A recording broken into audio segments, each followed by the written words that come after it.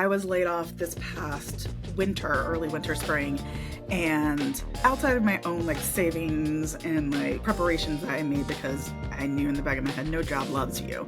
I like to do stuff. I'm busy. I didn't fear what I was going to do during my day. It wasn't like, oh no, what does my time look like? What is my purpose? I was like, oh, at the end of the day, I can always go teach.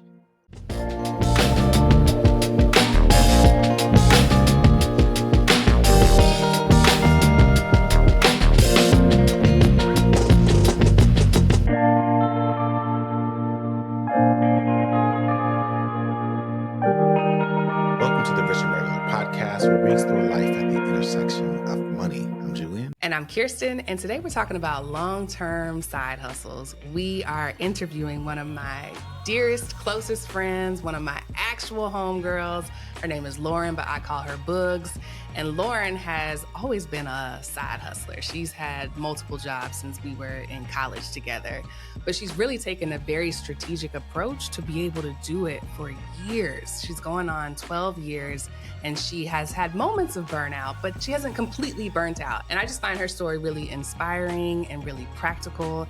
And I wanted to share it with y'all because we've been talking about paying off debt. We've been talking about all of these personal finance foundations, but we haven't really talked about income generation. And that's a huge part of this. So this episode is going to be about how she reframes side hustles as passion projects, how having this income has made her more confident at work, and how side hustles come in different flavors and seasons, just like everything else in life.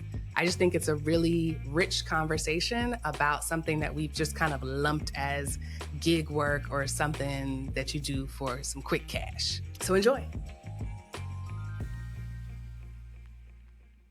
Now, you guys don't know Lauren, but she posted something the other day that said she has worked her side hustle for longer than she's worked any job. And so in that sense, it is kind of like a career. And as soon as she posted it, I was like, dang, she's right. She always has been enterprising. And I had to have her on the podcast. So welcome, Lauren. We are excited to dig into your story and what makes your journey so interesting to me. Yeah, absolutely. Thank you so much for this opportunity to talk with y'all. As always, I love talking with you, Kier, for almost, I don't know, number of years. We're not going to say that out loud. But you know better than anyone, I've been side hustling since college. Yes. I always had multiple jobs.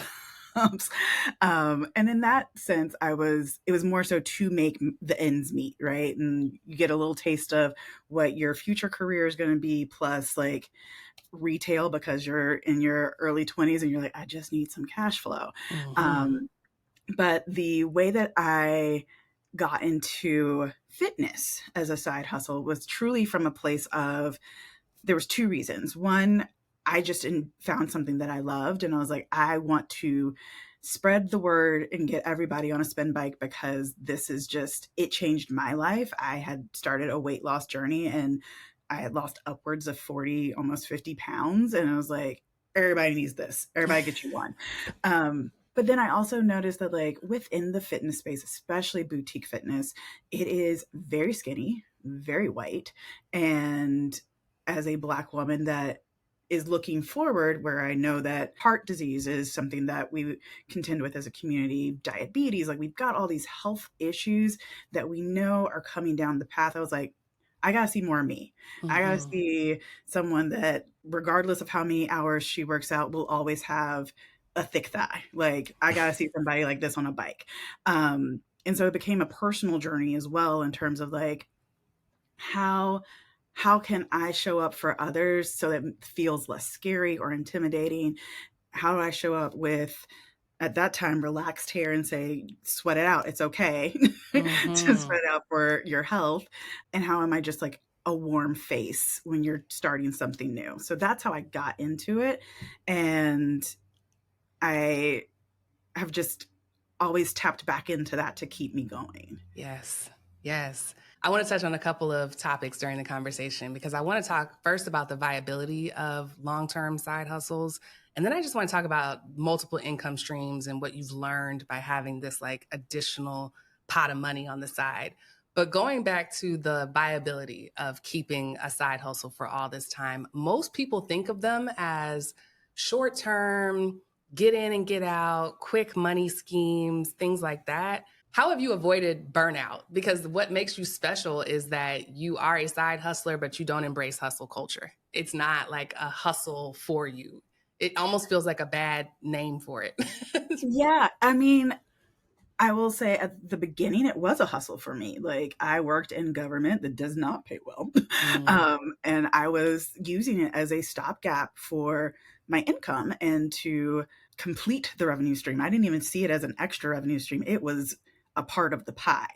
As my more professional career grew, that allowed me to shift how I prioritized my time. With that said, I did get burned out because I was Mm. teaching at one point when I was in grad school, plus working full time and running a studio. I was teaching 12 classes a week, plus Oof. doing the admin. And my sleep was bad. The only way that I got through was because I had a roommate at the time and she cooked. And that helped alleviate some things. And I had friends that were looking out for my like mental well-being, be like, did you rest? What's your break? My therapist was like, take a day once a month that you do nothing. And so I had to build in those boundaries and structures so that I could actually maintain and like not even thrive. I was just like getting through. Um, it wasn't really until the pandemic that I was like, oh, I don't need to teach. Mm. I do this because I want to and because I love it. And on the days that I don't love it, it was like, oh, we gotta recalibrate. And that's when I look at the class load itself. And I'm like, okay, how many classes am I teaching a week? Is it worth it to, and worth meaning like my time, my body, my not even the money aspects, more the like not intangible things. Because when you are teaching a fitness class, especially when like spin, you're doing it. This is you're I'm not out here just like not Narrating. like just like vibing. Um Cosplaying. yeah, it's like I am actually, there is resistance on this bike. I am putting my body under stress. Mm. Um it might not be as much as if I was doing my own workout, but it's there is still exertion happening. And so I have to like do the mental math again. I'm like, okay, how many classes is this actually viable for my body versus viable for my time? Mm. And those are, I have to girl math my way through it and be like, okay, what do I want to do this week? And I'm actually in a place right now where I'm like, I had started teaching again on the weekends, every other weekend, because I was like, oh, I want to get back into it. But I'm feeling like some of the imbalance. And I'm like, oh, do I need to, maybe I just keep the weekday class and maybe add a day during the week versus having my weekends full, because my life has to happen outside of the Monday through Friday. Right. Laura, can I ask you a question? Mhm. How do you navigate whether or not you want to do something that is also a hobby for money?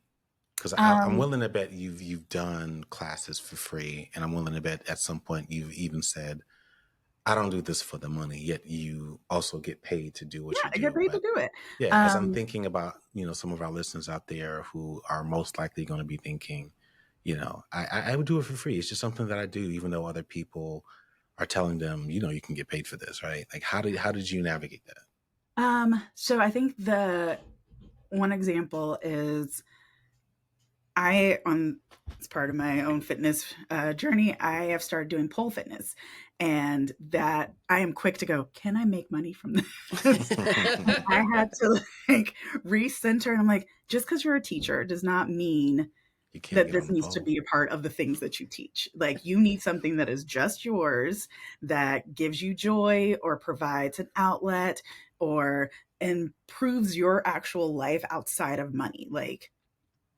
I could I teach pole? Yes. I don't want to.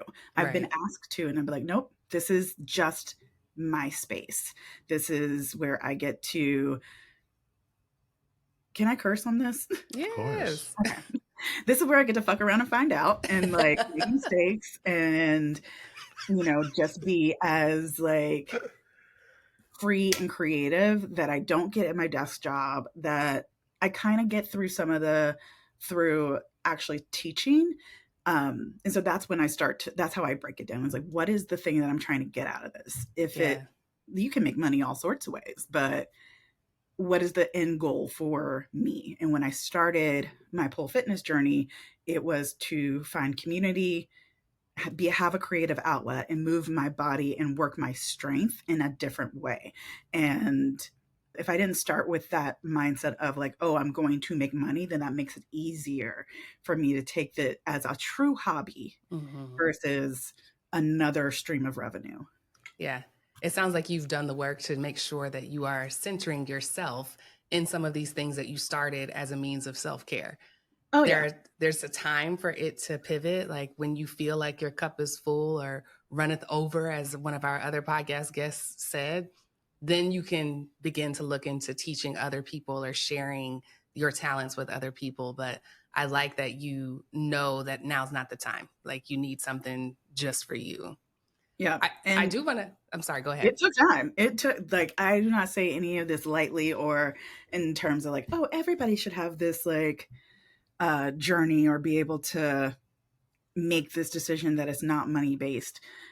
It truly was the work of some good therapy that not everything needs to be money based. Not every, you know, what things provide joy and what is worth, and detaching worth from work, which is its own, we can have a whole separate conversation about that Yes, we in could. terms of like, I found a lot of my identity in being a fitness instructor. Like when you had asked, oh, so what do you do? I was like, oh, I'm in marketing, but I'm a fitness instructor. And like that was Yeah. like something that I took a point of pride in, but I can still say that without it having to be a part of my like value proposition as a human being. Yeah. I want to talk about when you first started, because obviously you got into this. Was it, signing up to teach a couple classes just as a part-time gig? Did you start with just one or two and then work your way up? Because during this time where you've been instructing different fitness classes and studios, there's been a rise of boutique studios. And even the ones that I visit on a regular basis, like I go to a sauna studio 4 or 5 times a week. I don't think anybody in there is a full-time employee. I don't know that they have a full-time job in addition to this work, but I'm wondering, like, is it more prevalent that people have something else going on because the model has changed over time? Or are they still looking for people who are like really into fitness to run and instruct students? Both. So I started because I went to a studio that's no longer in business, RIP Sync Studio. And one day an instructor just didn't come. And I had been going to the studio for a couple of years at that point, and I was like, I know enough to like get us through a class. And I was like, well, if people want to do it, I'm happy to do this like workout in the parking lot. And everybody's like, yeah, we're here, we're going to do it. And I was like, all right. And so like on the fly, I just kind of put the things that I had learned over the years and created a circuit. And I was like, okay, I can do this. And people seem to have fun. And so I talked to the lead instructor and I was like, so this is what happened. And I want to do this. And she was like, you could definitely do this. And she had Wow. seen me enough in class to know like my personality was joyful enough that can get you through 30 push-ups and you not want to kick me in my face. And I had enough rhythm on the bike to like keep that style of spin class going. And so that's kind of how I got into it. And it was always a part-time job for me. But the people that were in the studio were full-time. Like they had a class load and some of them were salaried, where their class load made their salary, plus like you add in privates and whatnot. And that's where you get your full income from. I think that a lot of studios, even I've only worked in boutiques. I've not gone to like a 24-hour fitness or an Mm-hmm. Equinox to teach. I would assume that they want more full-time people just because it makes scheduling a lot easier. Like when I ran a part of a boutique fit studio, it was always hard to do the schedule because everybody had a 9 to 5. And so you're like, okay, so really I got to fit these like 6 a.m. classes and these evening classes. And if somebody wants a midday, then I got to find somebody that's actually available. And that becomes a harder task to manage. And so as the model of boutiques has risen and also kind of fallen away sometimes, especially right now, there's like post-COVID, there's a lot of not viability. What's the word I'm looking for? Turnover. Yeah, turnover and churn. You've got to figure out how to sustain the people, and like more people work at multiple studios now versus just one. And so then you get into a conversation around like, what's your differentiation? And if I can go to my favorite teacher at 3 different studios, why do I need one monthly pass at this one studio? And that becomes a whole different conversation. But for me, I feel like what I've seen is there's still a healthy mix of people with true 9 to 5s that do it from their 5 to 9, and then the more full-time people. Are there specific financial goals that your side hustle has allowed you to accomplish over the years? Or, like, is it something that, you do and it's what allows you to always take X trip or something like that? Like how does it fit into your financial life? It is definitely with this money, I'm allowed to save more of my like traditional income and be able to build up my retirement funds and my like emergency savings, because that becomes my trip fund, my I want something cute fund. It's if we want to eat out on a separate, like have a little more of a budget for eating out. So it's kind of a supplement to what my big dollars are doing. Yeah. And because my income has changed, because I work in tech, like my traditional job, like the income has changed there from working when I started. I was in government, and that was like low key $60,000, and you're like, okay, this is good. Yeah. So that you're trying to like close that gap. I've been able to close the gap and then have this be kind of a supplement to the life I want to live. And when I feel like the imbalance if my time imbalance happens, I'm like, okay, is it still giving me the supplement that I need to close gaps on other financial goals that I have? And have you ever had that bang up year that made you think about potentially doing it full time and dumping your 9 to 5? I thought about it when I was running the studio in Portland, and I was like, I can do this. If I had more time, we could make this thing really sing. Because when you're doing it part-time, you're like, I'm still giving my time and my investment, but it's like you have less power as a decision maker. And it's like, if I could just have a little more time with you so that I can show you if we did X, Y, and Z, this could really pop. So yeah, I thought about it, but the thing that keeps me in traditional like work is the golden handcuffs of healthcare and the golden handcuffs of a retirement fund. So I never had like a true like 6-figure year where I was like, I could do this. But there were years that I made a good chunk, and I'm like, okay, this feels substantial enough to like close gaps and then some. Yeah. I want to double click on that, because how has having this additional stream of income or this skill that you could sell or trade with any studio, because you've been doing this for a long time. It's seen you through layoffs, through moves, through breakups, through all kinds of things. How does having that change the way that you think about money, or even how you think about work and your main career? I was laid off this past winter, early winter, spring, and outside of my own like savings and like preparations that I made, because I knew in the back of my head, no job loves you. So I had already like safeguarded myself on some level, but I like to do stuff. I'm busy. I didn't fear what I was going to do during my day. It wasn't like, oh no, what does my time look like? What is my purpose? I was like, oh, at the end of the day, I can always go teach. And it's like, I gave myself a little break and I was like, oh, I want to add a couple more days. And I was able to reach out to studios that I had worked with already that I'd backed off from because of that imbalance of time. And I was like, hey, do you have any sub opportunities? They're like, yes, please come back. I'm like, great. And I know that I can go do that in any town, any studio, because I've picked up so many different modalities throughout the 13 years that I've done this. Like it started at spin, but then it went into strength training and TRX and every du jour exercise I basically have a certification in because A, I like to learn, and B, I'm like, if worse comes to worse, I can always go do this. Yeah. So it's Does that always change the way that you job hunt? Like, are you more or less conservative knowing that you have this backup? Do you apply for jobs that you know you may not be qualified for? Like, are you the winning model of woman who is taking all of the risks, asking for more, negotiating her pay? I mean, yes, because you should always do that, even if you're not the like winning model of woman, which I 100% am not.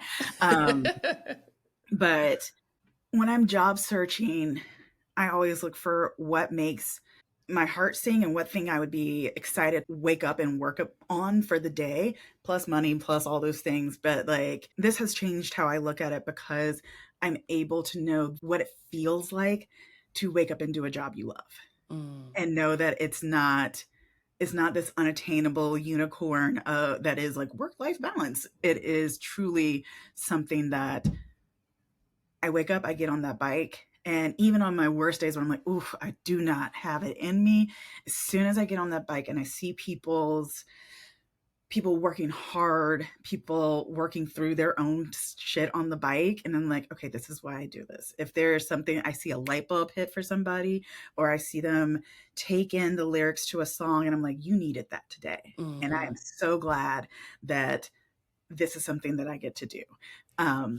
Or even just like the after the fact, like there was this one woman in one of my Pilates classes, she came up to me afterwards and she's like, you saved my life. And I was like, that feels very big. And she's like, no, let me finish. And she was like, I'm coming back from a very big health scare in my life. And my goal was to be able to do X amount of Pilates classes. And I was like, okay.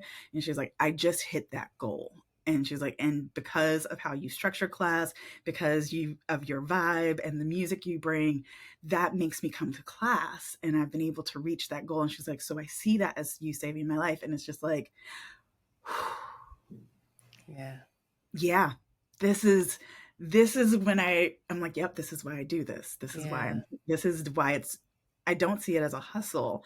I always call it my passion project. Because as long as I'm passionate about it, I know I will keep doing this. You mentioned that you've experienced a layoff, and I'm sure you know several other people who've experienced layoffs over the years. I'm curious, as you think about managing your career going forward for like the next 10 years, does having a side hustle, like a well-seasoned side hustle, does that make you less concerned? Like, when it comes or if it comes again, I'm not as worried about it as you might have the last time. Like, do you ever have that feeling? Because you have now this side hustle that you've kind of had in a mini version. You've done it for free. You've scaled it up. You've scaled it down. Like, does it make you just feel a little bit more resilient, or have you not really thought about it that way? Yes, I can see it as a way that I feel resilient within like the capitalistic landscape, right? Yeah. The only caveat is that because this is a physical endeavor, I don't know what my full longevity is. I don't know if I'm going to be 50 and doing this. I would like to. I know several instructors that are in their 50s. There's one instructor that I had very early on, and she might have been like 60, 65, doing spin classes, going full out. Like there was no end to Betty's energy. And I was like, okay. I'm like, that was the thing that kept me going through class. I don't know if that's going to be the thing that will keep someone younger than me going through class, or someone my age, or someone older. So I think that's the thing that I think about the most is like, okay, what's the longevity of this physically? And then because I have such depth of knowledge in the space, plus what I actually do, which is marketing and business, I know if I physically can't do it, I can always like spin it up into a consultancy, or like that was Mm-hmm. one of the things that I ended up doing during my sabbatical. I like to call it sabbatical because I treated it like that. I didn't treat it as like, oh shit, I'm laid off. I need to go find work immediately. I was like, okay, we've got severance, so we're going to live on that. We've got our savings. We're going to pop into that, and then we're going to like income, do some supplemental income to keep everything feeling very like stable versus like really having to like pare down to the Susie Orman rice and beans budget. So I was able to like turn it into a consultancy, and I helped one of my friends that has a pool studio. I was like, okay, I have the knowledge on to run operations. You go be the creative source. I will manage our teachers and the schedule and do all the like back end stuff. And so I know enough in two industries that makes it feel more viable long term. So those are the things that I think about moving forward. I'm like, oh, my soft skills and the actual tangible knowledge that I have will always be the things that keep me going, even if I don't have a traditional 9 to 5. And I mean, back to what I said at the very beginning, I've always had 15 jobs. So I know how to like manage the schedule to keep different, that kind of like pacing. Um, Yes. yeah. Do you consider yourself an entrepreneur? I know that if you look at the true source of the word, yes, but But you don't identify. I don't identify as one. I'm not Boom. on, I know, but I do have an entrepreneurial spirit, which I Hmm. feel does, I will never stand up something by myself in terms of like, I'm not like I have an LLC just so I have it, but it's not like I am starting a business tomorrow. That's just not where I find true joy. I don't want to do the finances. I don't want to do a spreadsheet like no, no, thank you. But, and for people that love doing that and setting up a full stack of a business, God bless Godspeed. That's just not where I find it. I like being able to tap in certain things and then like be done. And I think you're actually the norm. You're the norm for small businesses across America. I don't know why and I know why. Obviously, the digital era led to this thing of scaling to $10 million, $100 million. But most people are solopreneurs. They're doing what you're doing, they're self employed. And we have all of these words that some people like and don't like. And it's hard to like crowdsource all of the insight and the wisdom and the knowledge to say, yeah, you could learn a lot from a book in this category, but because you don't identify with it or because you don't see yourself that way, you never even go over there. Yeah, I do think that that's going to change in the future, though. I think the future of work is going to have more freelancy, solopreneur, entrepreneurial spirited people that are figuring out like a portfolio of income. You get some absolutely. that come from a 9 to 5 job, some that come from a side hustle, some that might come from a freelance gig or a project. But I think that this is going to become the norm, which is why I wanted to tell your story, just so people know what it looks like and what it sounds like. I'm sure there are some listeners that are nodding their head like, I do that too. I guess that is my side hustle. I never thought about it like that. It's like, yes, that's what that is. Oh yeah. And there's Like, ways to scale it. And not just scale it in terms of size, right? Just scale it in terms of endurance and longevity. As you were talking about the physicality of what you do, I was thinking about this woman that I follow on YouTube. She's in her 50s and she does indoor walking for seniors. And I originally started following it because I wanted to introduce it to my mom because she's hesitant about going to the gym and just, she's got a list of excuses. oh But I yes, started oh following yes. this woman and she's monetized. I mean, her channel's got millions of subscribers and views, and she's earning an income from a video she made in her living room teaching what she would do at a studio or anything else. So as long as you keep adding vocational skills, there really is no end to this. And Oh that's yeah. like the message I want to send home to people. Oh yeah, it's one of those things of like why I got so many certifications, and it's like I am that Kanye like interlude from College Dropout. It's like I got Degrees. degrees on top of degrees, and it's like I got certs on top of certs because at some point, if I wanted to stand up there, and there's so many platforms that do this where it's like here, not even just YouTube, but just where you can put, okay, here's some strength training. Here is a walking class. This is what this would look like.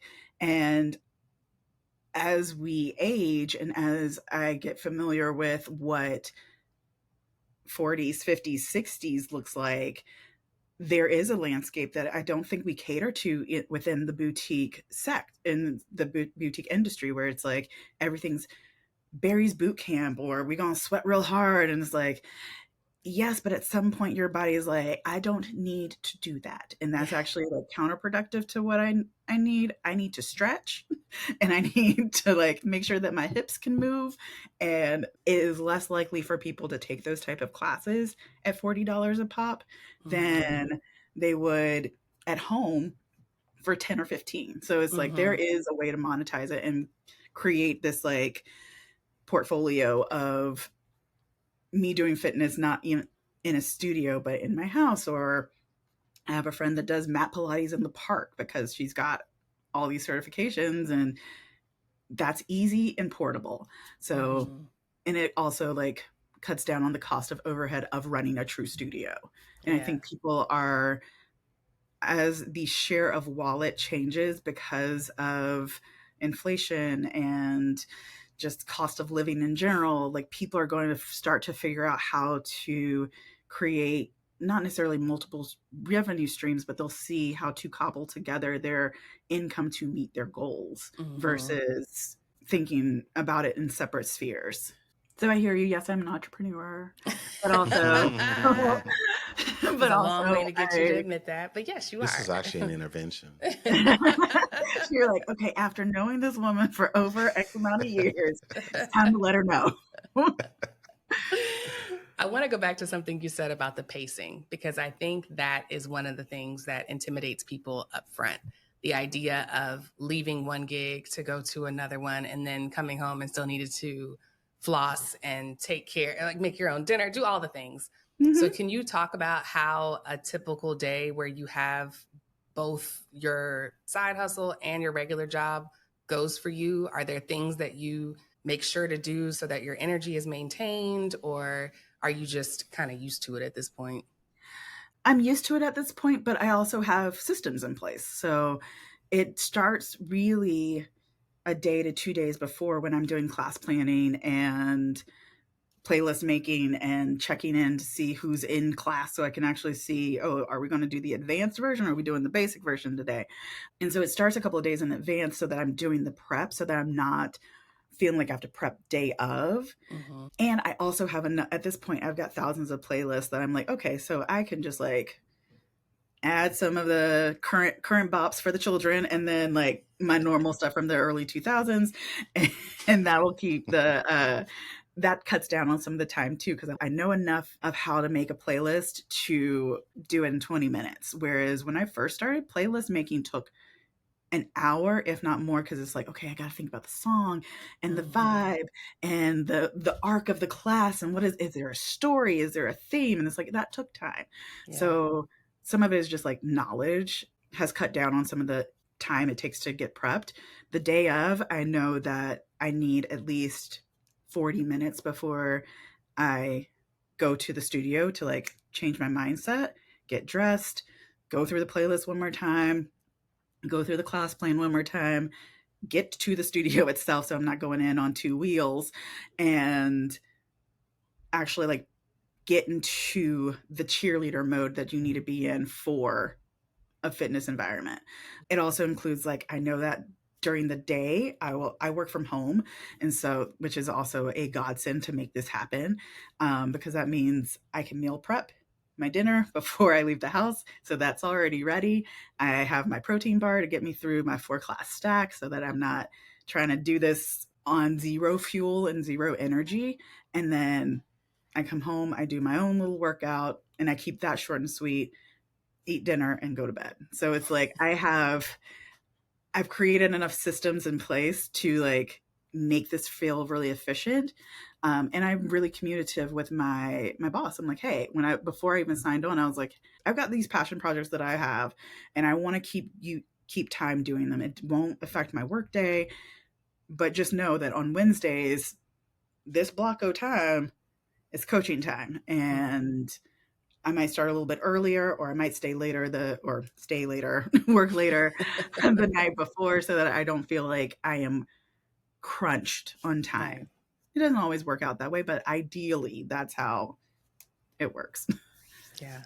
So it's possible. And then when you add in weekend classes, it also helps because I'm not a full-time teacher. I get to make my schedule. That's one of the cool things about this is I told them, "Oh, I will work every other weekend and a Wednesday."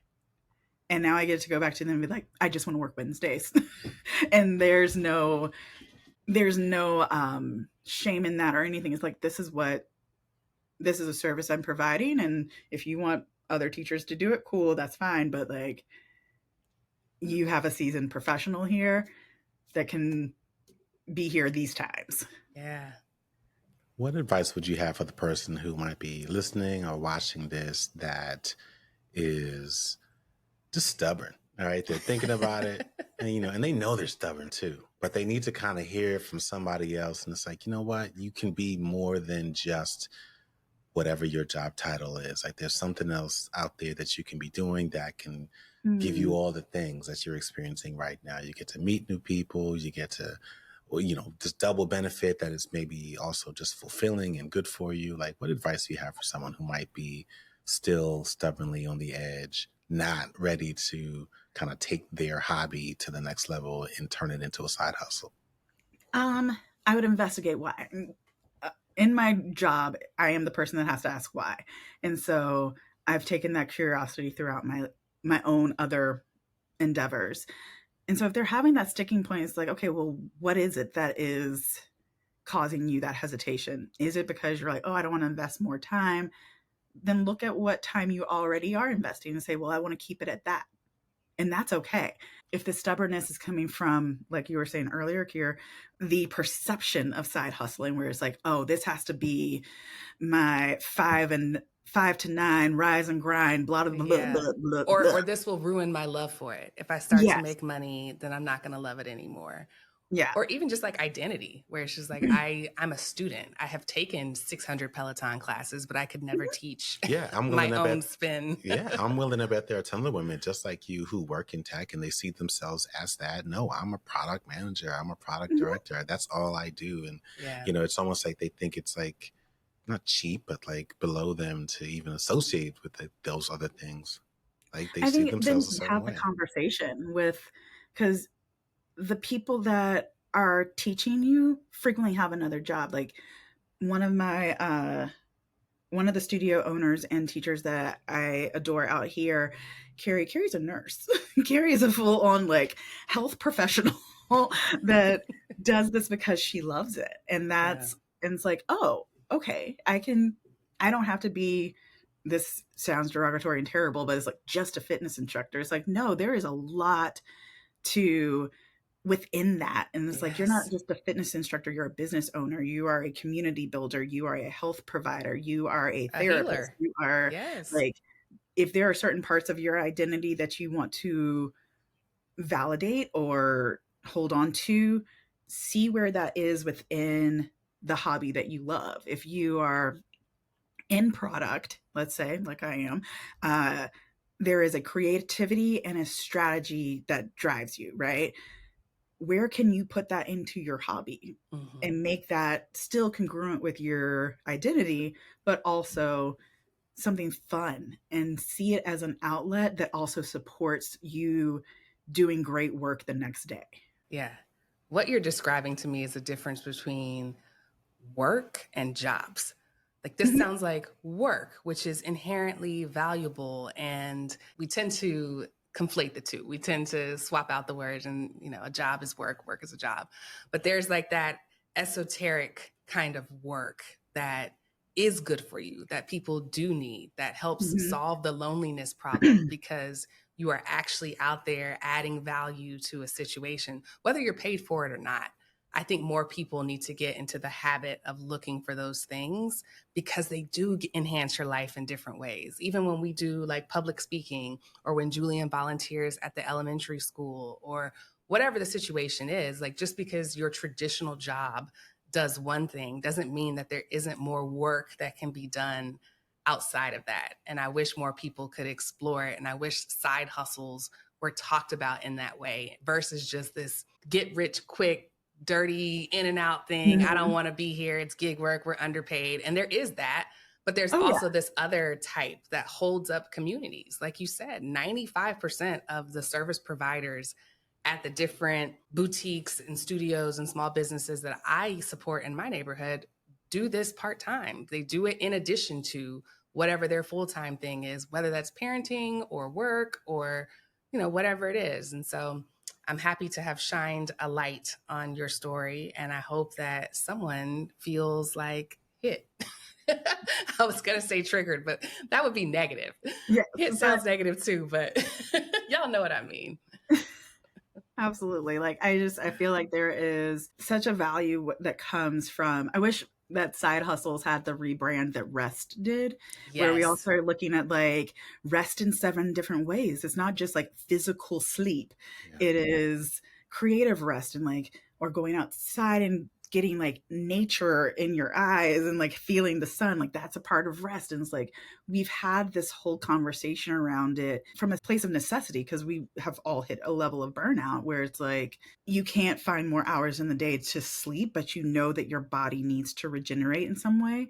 And I feel like that's the same thing with side hustles. Like we are reaching a point where people do not want to rise and grind, and the hustle culture is no longer enough to keep people engaged. And it's like, but if you look at it from, okay, is this my hobby? Is this my passion project? Is this a revenue stream? There are 7 different ways of side hustle. Then I think we can start to like see it as something more than just like a gig. And it's something that can actually add a different level of value to your work portfolio. Mm-hmm. That was just the perfect answer to end on. So, do you want people to follow you online? Do you want to tell people where you are? We're just too young. Yeah. Is that Sure. weird? So, no, absolutely not. So if you are in the Bay Area, specifically Oakland and Berkeley, I am at Body Rock. You can follow me on Instagram at LB as in boy, P_fit. And if you have any questions about your own fitness journey, happy to have a little conversation in the DMs. Yes. All right. Well, thank you, Bugs. And thank you all for listening to another episode of the Rich and Regular podcast. If you like what you heard, and I know you did, leave a 5-star review on your favorite podcast platform or drop a comment below and we'll keep the conversation going. If you have questions about pole fitness, spin class, side hustling, Lauren will be there. I'll be there. We'll all party in the comments and get them answered. We will see y'all next week. If you like videos like this and want to see more, make sure you click subscribe and turn on notifications.